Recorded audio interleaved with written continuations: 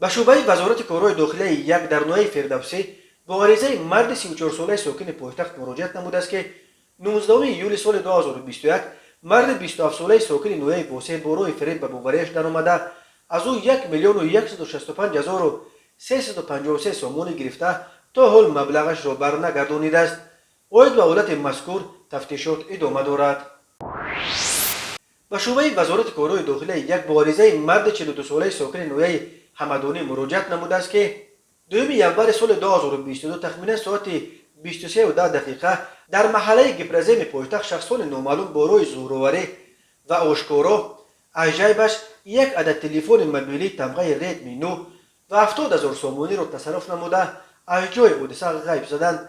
ضرری رسانیده شده 72,478 سومونی را تشکیل می‌دهد. هنگام گذرانیدن چاره‌بینی‌های اپراتیوی جستجویی از جانب کارمندان میلیشیا دو جوان 33 ساله ساکنان نویه واسه همچون گمانبر در صادر در مدت جنایت مذکور دستگیر کرده شدند.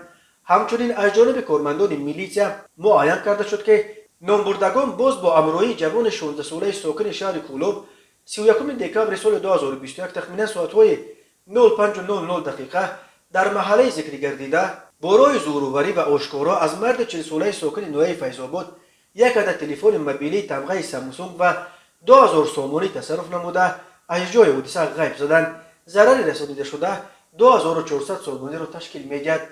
اوید به حالت مذکور تفتیشات ادامه دارد.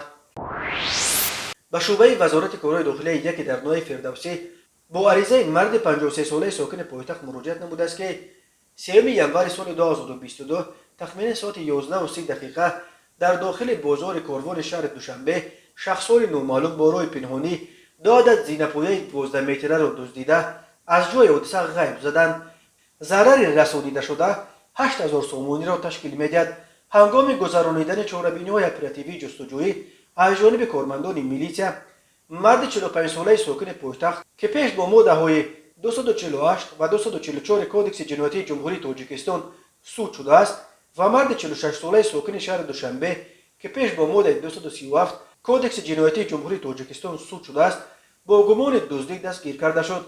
اینچنین به شعبه وزارت کارهای داخلی در نوع دنقره مرد 38 ساله ساکن نوع مذکور مراجعت نموده است که شب 14 و 15 اکتبر سال 2021 تخمینا ساعت 02:00 شخصان نامعلوم با روی پنهانی به داروخانه‌اش واقع در حدود همین نوع درآمده از آنجا داروهای گوناگون را دزدیده از جای حادثه غیب زدند. ضرری رسانیده شده 45,000 سومونی را تشکیل می‌دهد. هنگام گذرانیدن چاره‌بینی‌های اپراتیوی جستجویی از جانب کارمندان میلیشیا دو جوان 31 و 22 ساله ساکنان نوع کوشانیان همچون گمانبر در صادر در مدت جنایت دزدی دستگیر کرده شدند.